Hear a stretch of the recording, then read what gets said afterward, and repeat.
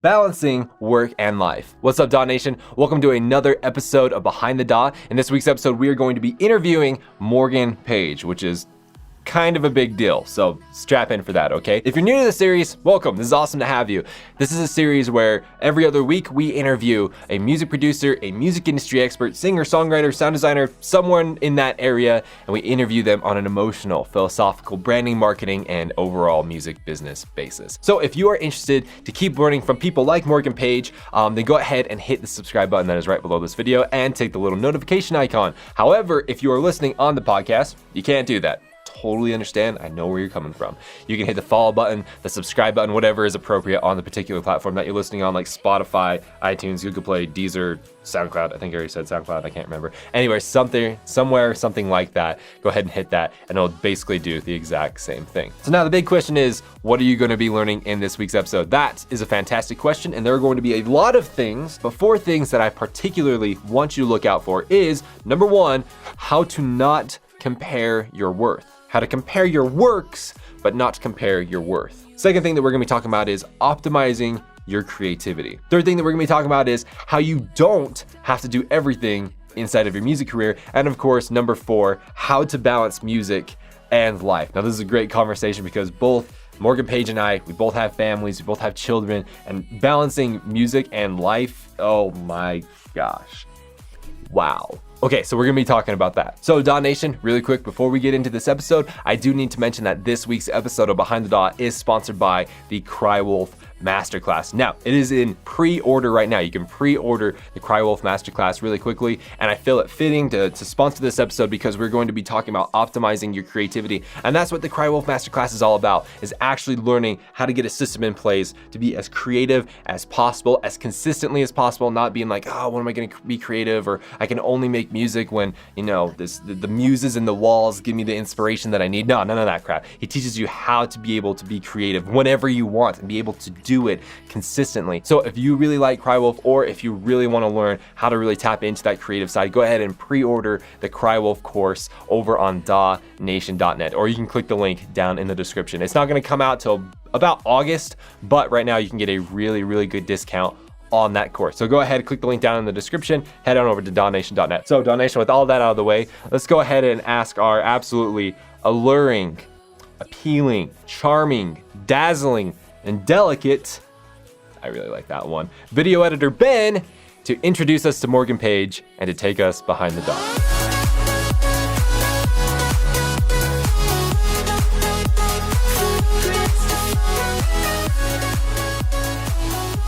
I want to welcome everyone to this week's episode of Behind the DAW, and we're absolutely graced to have Morgan Page. Morgan, can you say what's up to DAW Nation?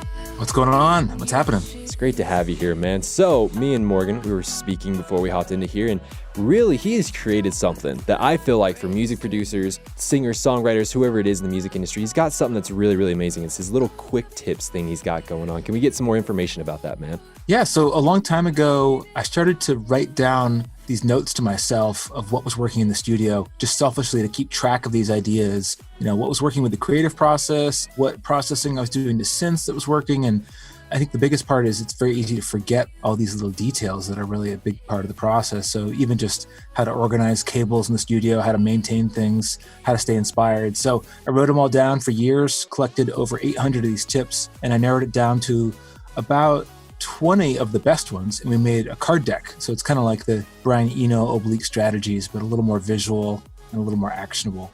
So it's an offline way to approach the creative process. And it's good for people that aren't just musicians as well. I mean, it's definitely coming from my world of EDM and working with technology and music and marrying those two disciplines, but it works also for video editors and architects and designers. If someone wanted to check this out, where could they find something like this? So if you go to mpquicktips.com, there's deep dive blog posts, and then the tips are kind of like the smaller units of information that make up this knowledge base. So there's cards that are actually on OWC's site. So OWC, the company that makes these amazing hard drives and Mac upgrades. So I teamed up with them to make the cards. And that's where you can get the actual physical deck of cards. But all the tips are also on Twitter. They're at mpquicktips. So those randomly will post 5 a day from that 800 plus. Okay, so from my understanding is the physical one is the one that you narrowed down to 20 where they can go and get those physical. And then the ones on your Twitter, it just comes from the 800 that you have and just randomly spits them out every day. Is that correct? Yeah, that's the mother load. And I just have a spreadsheet of them because it was just kind of fun. I just drip by drip started to build this knowledge base. And you don't really see things like this very often because they take a lot of work and a lot of discipline to just write your ideas down and then not lose them. Every few days, I'll create a tip on my own. Something will come up. The biggest thing also is a reason for doing them is to have a little more consistency in the creative process because I find that progress is definitely like a zigzag. And I'll listen back. Sometimes mixes from 2 years ago sound better than ones I'm killing myself over today. So it's like 2 steps forwards, 1 step back.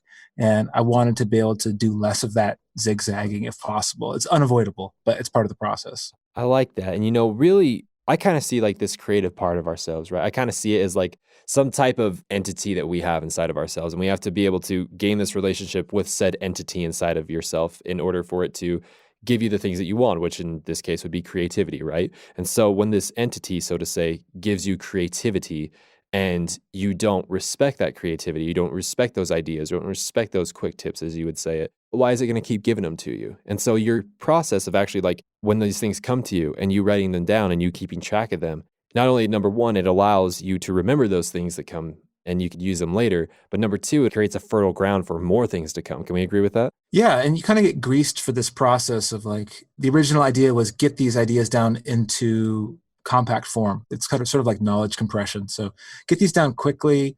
I'm not writing an essay on all of them. I mean, in the blog post, there's deep dives, and that's its own world.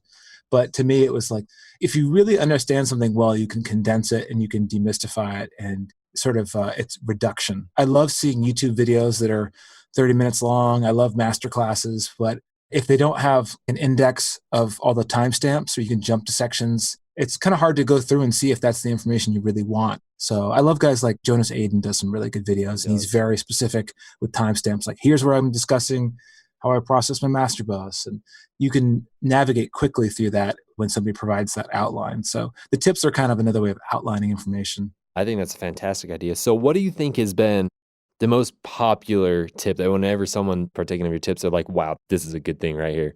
I mean, it sounds kind of mundane, but one of the most popular ones is stay focused, follow your vision, don't be distracted by the careers of others. And it does sound very simple, but it's so true. And I have to remind myself about that. And I see the feedback, like people, how many likes each tip gets on Twitter, and it's a good way to kind of gauge it. But that seemed to resonate with people a lot, that your happiness is relative to who you're surrounded by and who your peers are in the music industry and in life in general. So if you're hanging out with Elon Musk, you might feel like an underachiever. And, if you're Zed, then, maybe you're not happy with your streams compared to the Chainsmokers, or, it's like you're always comparing relative to the path that you're forging. So I think you got to compare yourself to appropriate models to other people. So that's a big part of being happy and staying motivated and staying in love with the process of making music. I think you're right. One thing when it comes to comparing, a lot of people get tripped up on this, right? They start comparing themselves, like you were saying, to other people. They start feeling bad. But then there's times when comparing is very practical and we need to do it, right?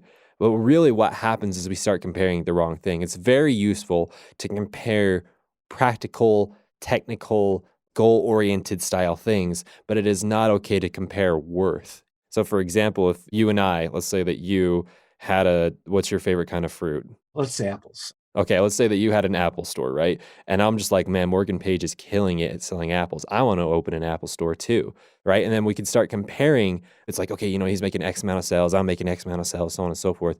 And that's fine because I can be like, okay, I want to compare my tactics to his tactics because I could find gems inside of there that I could start using. But what's not okay is when I start comparing my worth to you. Oh, I'm just not a good person like Morgan Page. I mean, he's just better. I'm just worthless compared to him. He's just, why even try? You see what I'm saying? You start spiraling down and start comparing your worth. Yeah, and I think it's always weird to me whenever I Google somebody, the next suggestion is net worth. That's like the worst thing someone could be searching for is someone's net worth, unless it's like Jeff Bezos or it's something just curiosity. But I think that people should be careful not to be sizing themselves up to a figure.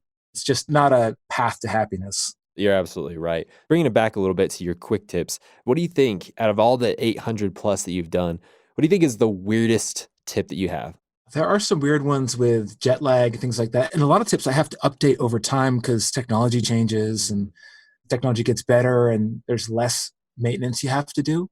Like color coding the studio, it might not be the weirdest one, but a lot of people don't color code their cables or think about the workflow, like the physical workflow and getting the plumbing ready by the time the session happens. That's actually the most practical one.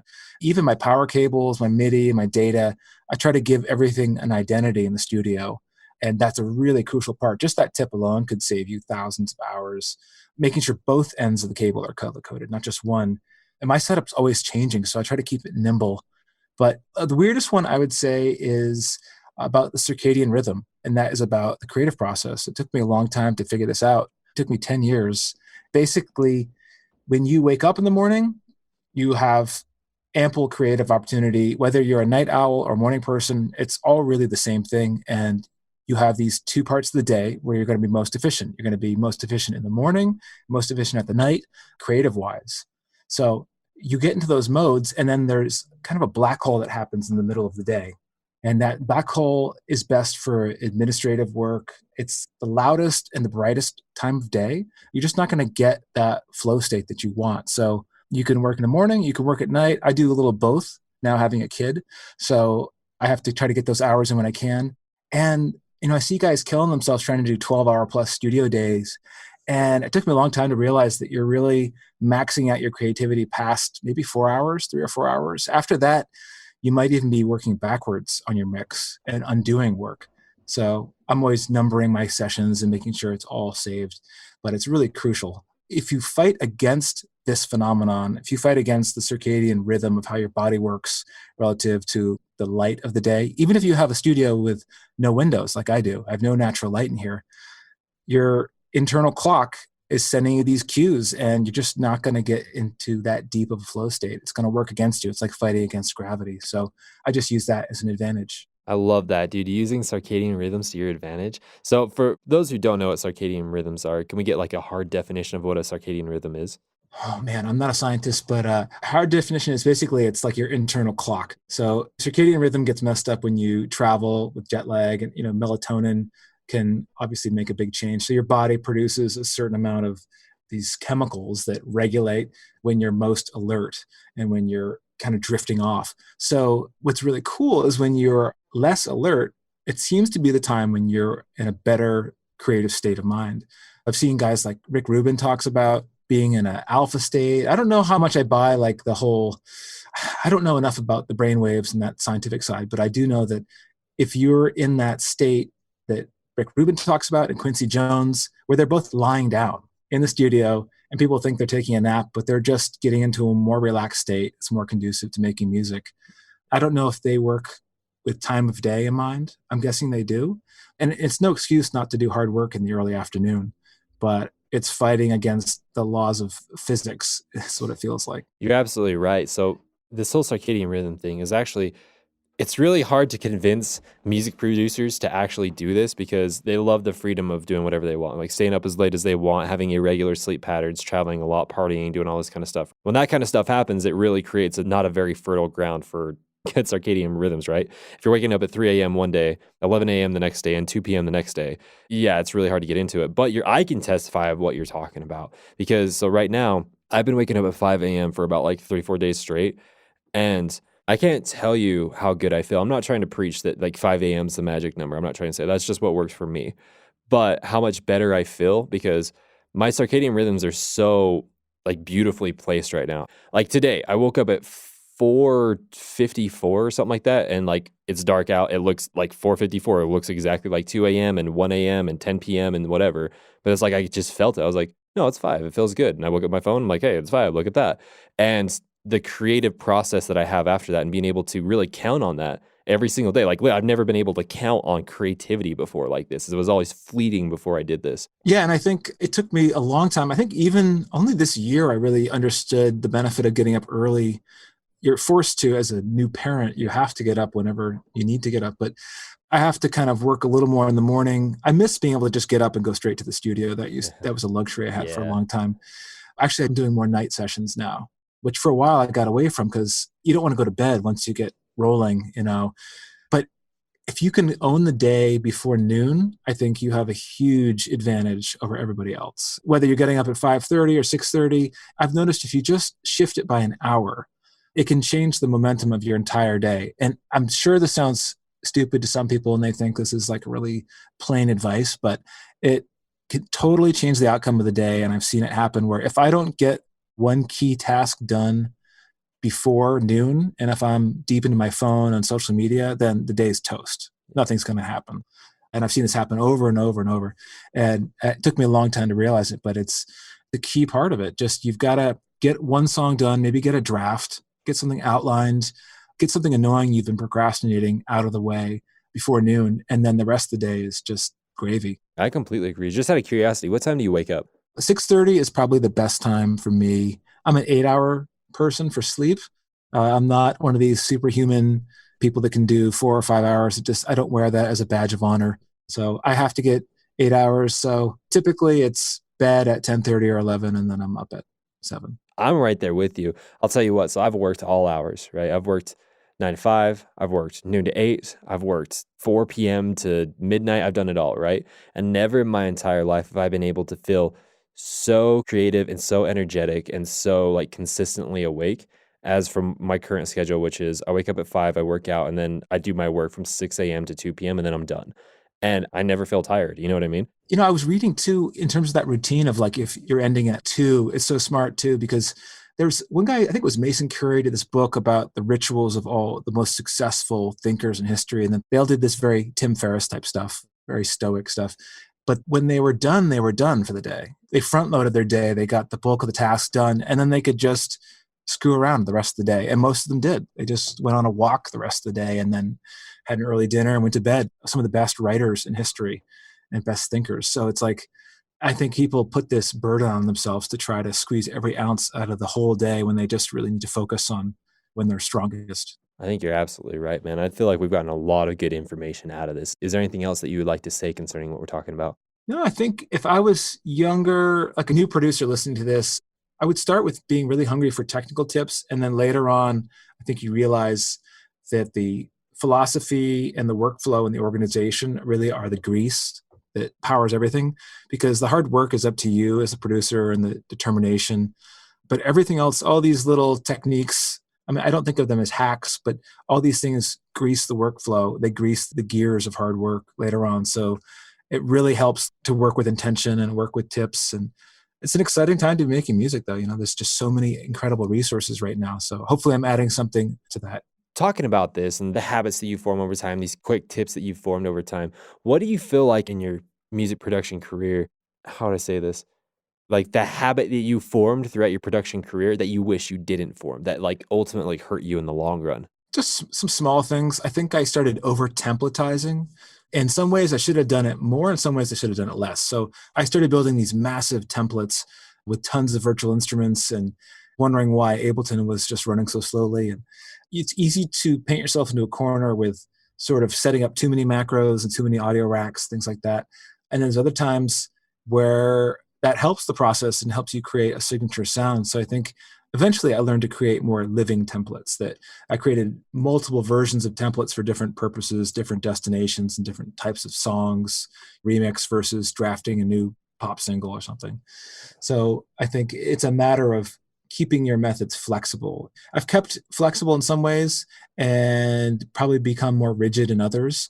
So one of the most recent lessons that is a really cool Rick Rubin quote is that he said, you don't get any extra credit for doing everything yourself. So my biggest fault is probably having ego get in the way, where I didn't look to have a team help me fulfill my vision as much as I could have. Like I always had a management team and an agent and everything. But in terms of production, it was like, oh, I got to do everything myself. I want to EQ it, master it, mix it.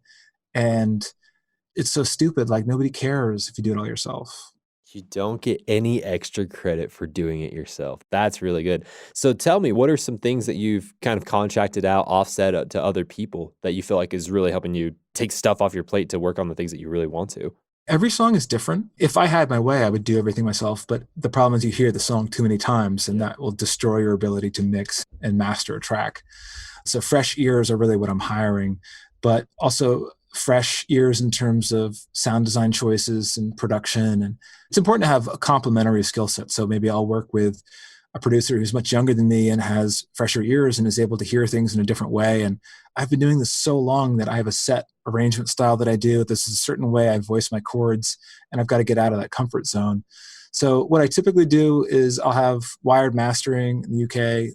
Kevin will do stem mastering for me, Kevin Granger. He's really good. So I'll get my mix 80% of the way there and do my bus processing, get my master as loud as I can without destroying it. As far as this whole concept, I know it's taboo in the music industry and the music production, music producers, whatever it is. It's taboo, right? Oh, you don't do 100% of your work. Oh, you don't mix everything. Oh, you don't master everything. Oh, you don't do this, that, and the other, right? And it's so foolish to me. Like, I kind of understand where they're coming from, right? Because then it makes it feel like what this person created wasn't fully that person. They're like, oh, I thought they made everything.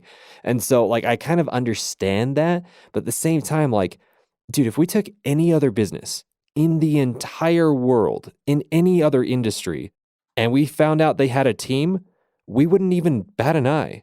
Are you pissed that the CEO of Coca-Cola isn't on the floor putting freaking dark water into bottles? Are you mad about that? I don't care about that. It's funny because I was thinking the other day, working on some sound design for some of these new synths, and that's a pretty nerdy part of the process that not everybody does. Some guys thrive on it, but it's like, do you need to be soldering your synths for your songs? And you want to build your own display and your own computer? And like, you can go as nerdy and in-depth as you want, and it's great, but it's not going to scale and you'll burn out. And the music probably won't be as good because you're not getting enough ears on something. I mean, it's kind of like in the film world, they talk about some guys, the joke is some guys want to be like grinding their own lenses and nobody does that. It's like, it's very compartmentalized in the film world. And like you're saying, we don't bat an eye when there's massive teams coming together. But I think because of the singular visibility of an artist being this one force, and that's what branding is. Because if you had to fit all the names in the credit roll, it's not going to fit into the Chiron on SiriusXM or into the marquee at the show. So you've got to condense the name down at some point. That makes so much sense. I think you're right. I think it ties back to the expectations that they have upon said artist, right? If you have no idea how music production works, you have no idea how like teams work, if you have no idea about managers and all that kind of stuff, and you just see this super figure Morgan Page, right? All of a sudden, without any other indication, you're like, okay, this is a guy that's bigger than life. He does everything. He's just this big person, right? And then you find out, oh, well, Morgan Page actually doesn't answer back his emails. He has an assistant to do that, or he doesn't actually run his social media. He has a whatever to do that, or whatever, you know what I mean? Well, then it starts like chipping away this godlike figure that this person has created in their mind, and it causes discord because they had an expectation. Now that expectation is no longer being met. But I find it interesting inside the music industry because it seems like the penalty of that is a lot higher than in any other industry. Like if I found out, which I mean, this is no secret, if I found out that Robert Downey Jr. didn't write all the lines for Iron Man, I would be fine with that. I don't care if there's other writers. But if someone finds out that, let's say, Rick Rubin doesn't do a certain process to his kick drums, holy crap, everyone's losing their crap at that point. And so it's like, it's interesting why it's so much weightier when it comes to people within music. I think it comes from producers that it's sort of just a manifestation of jealousy. It's sort of a territorial thing. I remember seeing that a lot with DJing too, where it was, if you were using the sync button DJing, or it comes in stages. I remember at first it was, oh, you play on CDJs instead of vinyl, you're not a real DJ. And then it was, oh, if you're using CDJs with sync, you're not a real DJ. And then like all these stages, or if you're playing with a laptop, you're not a real DJ. And it's this myopia people get stuck in. It really is just this knee-jerk reaction to, why am I not more successful? And it's a territorial thing. Why is this guy getting more gigs, whatever? So it's the competitive nature of a competitive world, and I think it's a natural reaction for people to have. That's interesting. Seeing it as like a territorial primal instinct that we have in us, it's a knee-jerk reaction. That's good, Morgan Page. Yeah, and when I started out DJing, I didn't do the work my way up through the mailroom method of being the resident DJ and playing at the local clubs and then play the regional clubs. I kind of went in sideways through radio. I didn't know that was even a path. I didn't even think this was a viable career that would make money or be sustainable. And I probably would have been psyched out if I had known how complicated it was to do this as a career. I'm glad ignorance is bliss. But I remember seeing guys that would be very territorial about their residencies. And I called it the curse of the residents, because they wouldn't leave their residency to go play other opportunities because they didn't want to give it up. So the fact that they clung so tightly to the residency means they never grew and never progressed to that next level. So they shot themselves in the foot. And I saw this happen in markets all around the country. And it was a big thing. And then those guys just stopped DJing. Dude, this is interesting. And really, what you're talking about right now, like how they're clinging to their residency, it goes back to what you said a couple minutes ago, where it's like when you have this mindset, like this territorial mindset, this jealousy mindset, this whatever mindset, this, oh, I want to do everything, you have to do everything yourself type of mindset, right? When you have that, it creates in you the inability to scale. I think that's what you said a couple minutes ago. And that's the biggest thing is like when you want to create a brand or a business or whatever, it's just this big, well-oiled machine thing. You can't do it yourself. I mean, it's no longer a matter of opinion. It's definitely a matter of fact at that point. You don't have enough hours in the day to, number one, do those things or to learn the skills to do all those things and still stay very efficient at all those skills at the same time. Yeah. And you'll just be switching between different tasks. You'll be doing the equivalent of bad multitasking. You'll be a mile wide and an inch deep and have no mastery over any of your skills. So I could code my own plugins. And like I was saying, I could solder my gear, but I'm going to be pretty terrible at each task. And I'm probably not going to stay in love with the process and stay in a flow state. I'm going to be stressed if I was trying to be my own agent, my own manager, my own tech support, everything. And there's already so much to juggle as it is that it's already tricky to scale and stay relevant as a brand with the amount of saturation that's out there. And everybody can become so good at these skills so quickly now with all the resources that are around that the market can change really quickly. And you've got to stay up to task and you've got to keep your sonics sounding modern. So this is an interesting concept that you just brought up that I just thought about. So in regards to like, let's say you and me, we both do this full time, right? I do the podcasting thing full time. You do music full time. So like we have a viable business at this point. We can build teams and so on and so forth. But for someone who's a smaller music producer who isn't making any money on it whatsoever, and they want to make it a full time thing. They're starting to understand, they're starting to listen to us and they've got a good head on their shoulders and it's making sense. And they want to build a team so that they can crank out stuff faster and become more efficient, but they don't have the money or the platform to do it at said time.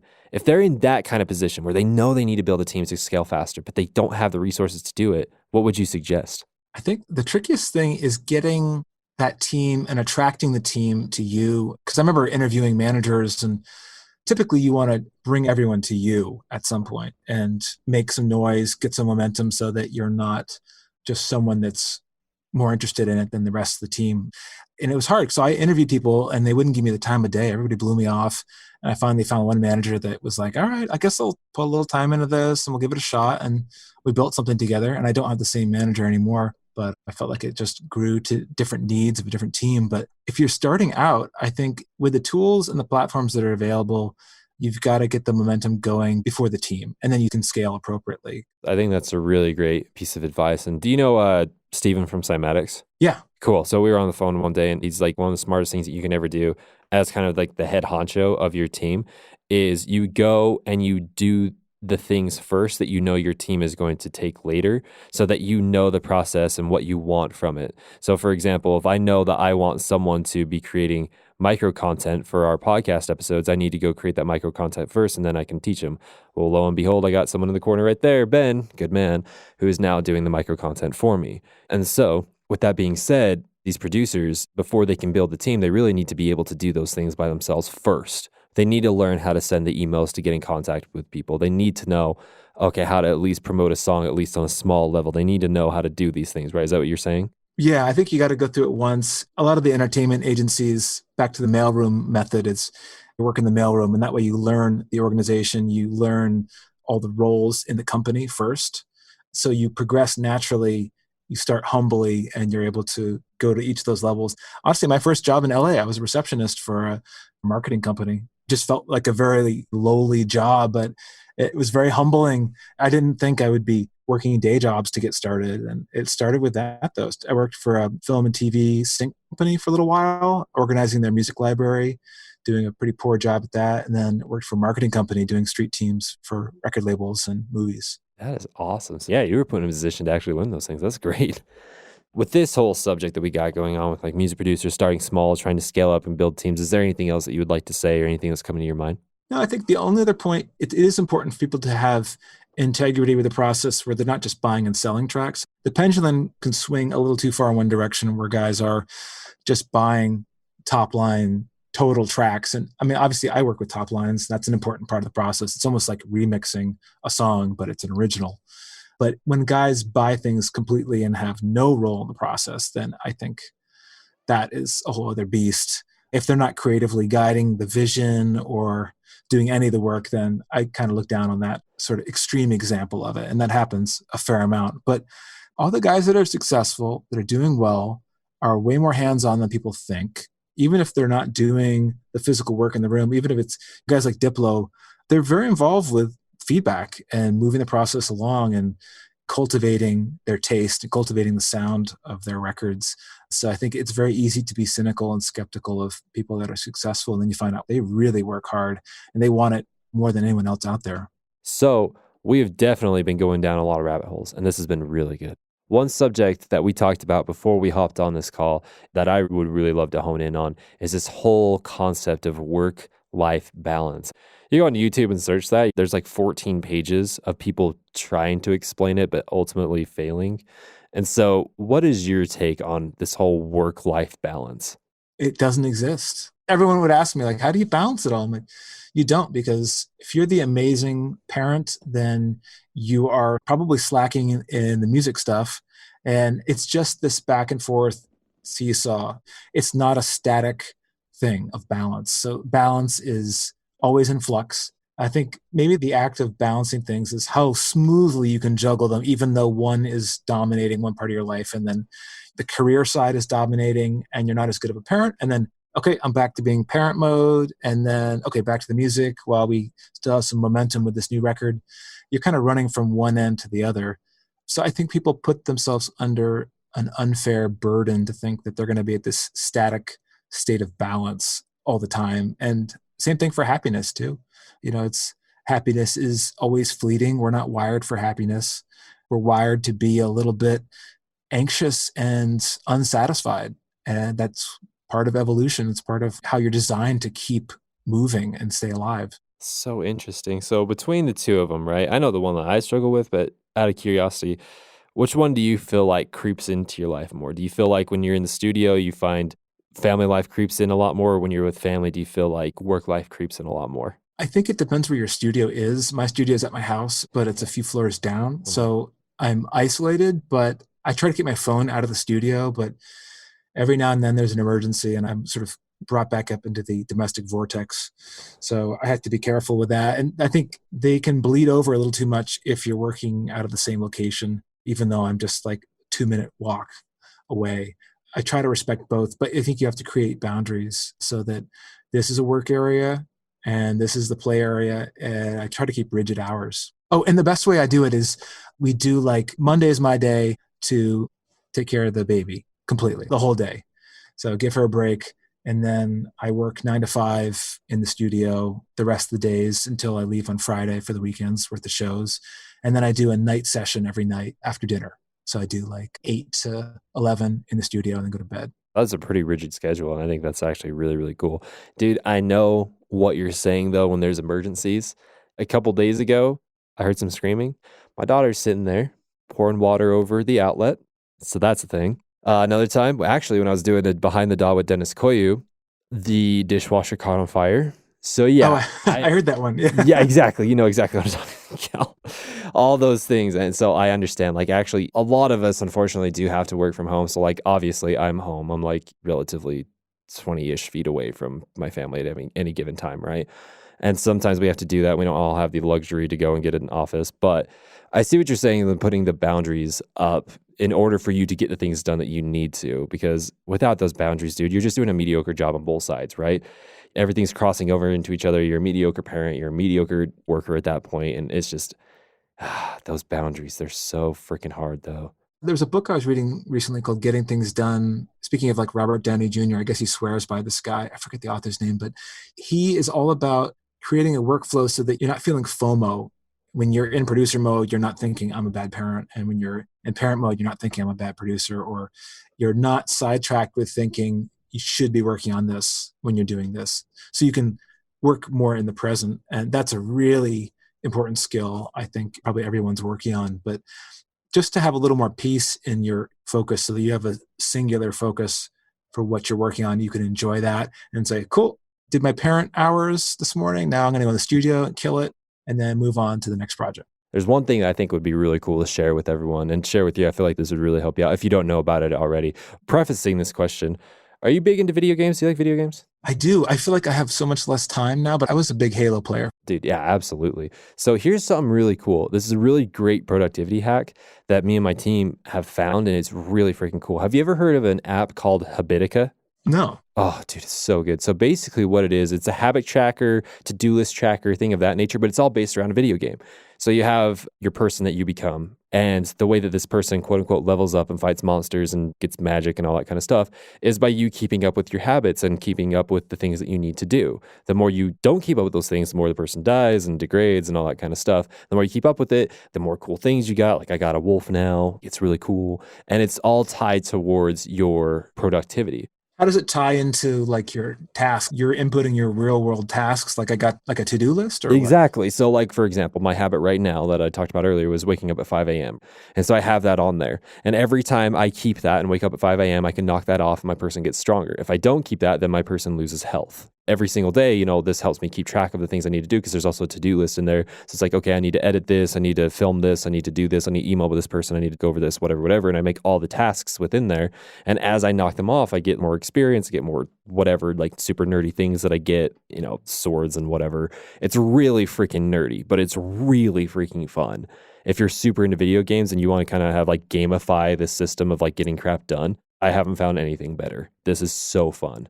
Yeah, this looks awesome. I'm just looking at the website right now. Oh, dude, awesome. All my team uses it. It's so much fun. So yeah, if you're into that, as far as like keeping track of everything, it's one of the greatest things ever. And, it ties in too with the quick tips because I wanted a way to gamify it. And I think gamifying in some sense is just giving a visual representation to tasks you're working on. So you're kind of working with a little more intention. And like I bought these Brian Eno cards years ago. They're from the 70s. And those are just text. Like they say, work with no abandon or like reverse the sound. Like they're very vague phrases that give you creative dilemmas to work with.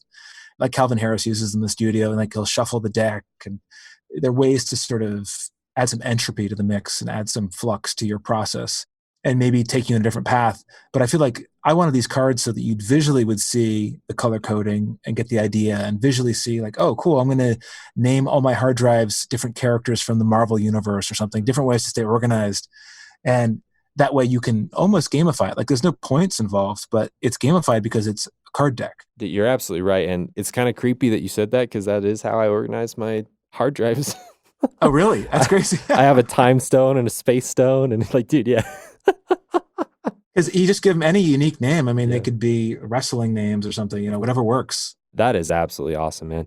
I feel like this has been a really, really good interview. Is there anything else you want to add to this? We could talk about gear stuff. I mean, tell me what's inspiring you with gear. I'll tell you some of my highlights in my studio. Man, with gear, that's a really good question. Or software. Software is gear. Software. Okay. Yeah. Certain softwares that are really, really getting me right now. There's two right now. So one's a synth, one's just like an audio effect. The audio effect one that really gets me is Ubic G. You ever played around with that? Ubic G, no. It's a grain pitch shifter. So AU5 showed this to me and it's unreal. You put it on anything and you start pitch shifting the grains inside of it and all of a sudden it's just like you're foaming at the mouth. If you're really into that type of sound, like I am. Very AU5 style morphing basses style stuff. Like I really like that kind of stuff. And so it's unbelievable the type of sound design that you can do with this kind of stuff, especially when you have like 3, 4, 5 different patches all at the same time, all modulating. It's really crazy. So that's the first one. Then the second one is the synth, which is kind of the hot topic that everyone's been talking about, which is phase plant. That's so funny. I love it. I'm obsessed with it. Oh yeah, dude. This thing, it's kind of the serum killer, dude. There's so many things. It's modular. You can have way more oscillators. Anyway, what's your thoughts? I think it just sounds huge out of the gate, even without having to put a ton of effects or OTT on it or anything. I mean, it's a beast on your computer, but the fact that you can stack the samples over the wavetables and just route anything, modify anything within one screen is a big deal. Yeah, man. I'm kind of really excited to see what Steve Duda and everyone does. Serum's still a staple and more people know about it and more people use it at this point, but it's kind of like, who made it? Kilohertz? They kind of had like a pretty hard flex over to Steve Duda. You know what I mean? It's interesting now too you have Massive X that came out. You even have hardware synths that were inspired by Serum. Like I just got the Hydra synth in. It's the first like real synth from China And I don't know if you've seen it. They announced it just this fall. They had it at NAMM, but it's has even more wavetables than Serum. It has like 220 wavetables, and you can morph between all the wavetables. But it's a hardware keyboard, and you see an oscilloscope, so you can see what you're doing to the waveforms. Yeah. So it's kind of like this bridging the gap between the software wavetable world and the hardware wavetable world. Because I totally didn't even realize that that was so well established before Serum. It wasn't like Serum was the first wavetable synth. There were so many other products decades ago that had that. But Serum brought it in a modern plugin workflow. Dude, this is cool. I didn't know this existed. That's a good hearty $1,300 that I'm looking at right now. That's nice. For the money, I got mine. I'm like, I can't afford not to have this. I mean, even the rack mount one's $800, but analog synths are $2,000. It's just too much money to spend. And then you have like I played the Moog 1 the other day. I wasn't that into it. I don't know. For $7,000, I don't know. This one's really inspiring me. So I rarely buy new synths. I have a couple different hardware ones in the studio here. I have a Dave Smith OB6. I have a Moog Voyager. I have a Prophet 08. But I usually end up using software. But I think the Hydrasynth is one of the first ones where I'm like, wow, this is inspiring the process. So, but yeah, Faceplant is amazing. What else has been really inspiring lately? I think a lot of the processing plugins right now, like Gullfoss, I'm using that a lot. Dude, that's the one that's like a hyper dynamic EQ kind of thing, right? Yeah, I mean, just kind of lifts all the good stuff that's been buried in the signal. That one's cool. People have been talking to me about Soothe. I haven't really found the best application for that. Do you like Soothe? Fair. Okay, I'm really glad you jogged my memory. So on all the vocals now that we do for the podcast and the YouTube series and all that, and all of our courses, we all run through Soothe. It makes so much sense. It just does the hard work for you. You don't have to go in and notch out any resonant frequencies. It just does it for you. And it does it dynamically.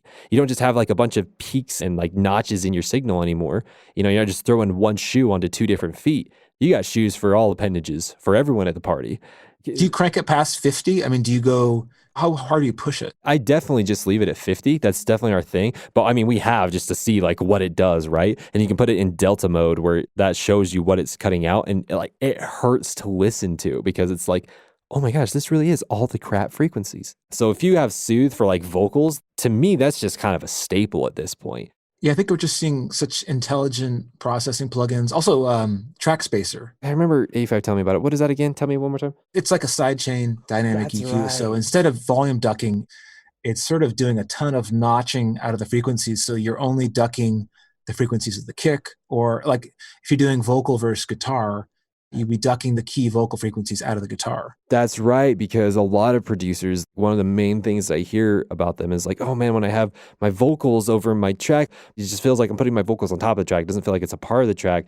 And then like, oh man, I can't have my vocals and my super saw at the same time or whatever. But that's what Track Spacer does, is like kind of creates that so they can kind of live in harmony with each other, right? Yeah, and I guess it doesn't work as well for that traditional pumping effect. Like I love Shaperbox. That's my number one. Yeah. That's incredible, especially with the new updates they have. But Shaperbox, being able to do kind of multi-band sidechain stuff is great. But if you want just to get that transparent sidechaining, where you're trying to just create space dynamically, Track Spacer is really cool. I'm starting to use that more, especially now that Ableton is just a lot easier to sidechain.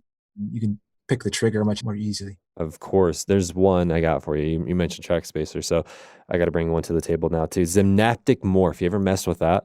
Yes. I have Unfilter, which I love, but it's so processing intensive, I almost never use it. But Morph, I got to mess around with that more. Dude, Morph, that's something else, man. Like that's some black magic right there. For those listening that don't know what that is, it's like a algorithmic sonic morpher, I guess you'd call it, or like, I don't even know what you would say. Do you know how to describe it better? Does it sort of find the shared harmonics and sort of the difference in the harmonics and then melts them together some way? It's definitely something like that. It's something along those lines, because it's not just so much like a crossfade, right? Crossfade is just more so like just volume attenuation and augmentation at the same time, right? One thing's dipping in volume, the next thing's gaining in volume. This is not that. This is way further than that. You're right. It's like something on like a sonic harmonic type level where it finds the similarities and the differences and then creates something new, and you can kind of go between the two of them.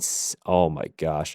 Zymnaptic, they really got something going on. Like they are some black magic style dudes. Yeah, and I feel like they're not as well known. They're kind of a little more obscure. There's so many plugin companies that are out there. I'm just like, where have these guys been hiding? Like, why didn't I know about this plugin before? Or because it's like a 1 or 2 man operation like Duda. You're absolutely right. And get this, man. You ever messed around with Max for Live stuff? I use the LFO one, which should be like a standard tool in there. I don't know why they've kept it as a Max tool. Exactly. It's like the best plugin in Ableton. Dude, there's some people in the Max for Live worlds that have created stuff, and I'm just like, what?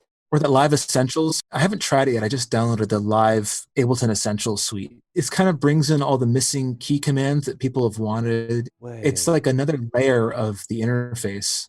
You can duplicate a track and clear the waveform so it's not just duplicating the waveform again. Like little common nitpicky things that Ableton Power users have wanted, they've put into this.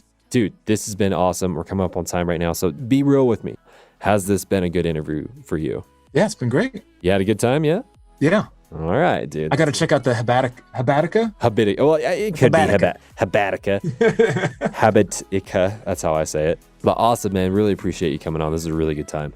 Yeah, no, thanks for having me. What's up, DAW Nation? Did you enjoy that? Did you learn a lot? Now, before you head out, there are a couple of things that we need to talk about before this episode ends. Now, if you really did like this episode with Morgan Page, go ahead and go down into the comments and leave us a comment. We'd love to know what your thoughts are on this episode. Also, hit the like button if you liked it, or the dislike button if you hate children. I mean, if you didn't like this episode, you know, like whatever.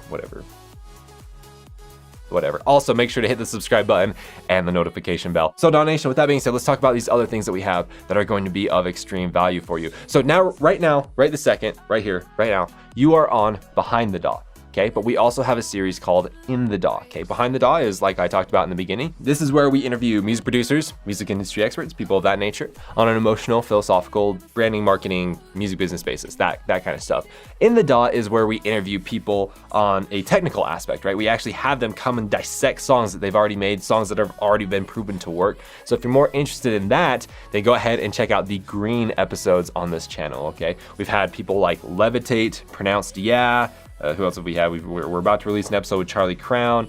We had one with Slippy, Zan Griffin. There's a whole bunch of people that we have interviewed. So make sure to check out those episodes as well. Also, like I mentioned in the intro, this week's episode is sponsored by the Crywolf Masterclass. And so if you want to pre-order that Crywolf Masterclass and get it at a ridiculously cheap price, then go ahead and go over to dawnation.net or click the link down in the description. That entire masterclass is going to be about creativity, how to excavate these amazing ideas, these amazing feelings and words and productions and all kinds of stuff that you have inside of you, and learn how to excavate it out on a consistent basis. And it's going to be a gigantic masterclass. I mean, absolutely huge, like 20, 30 hours, okay?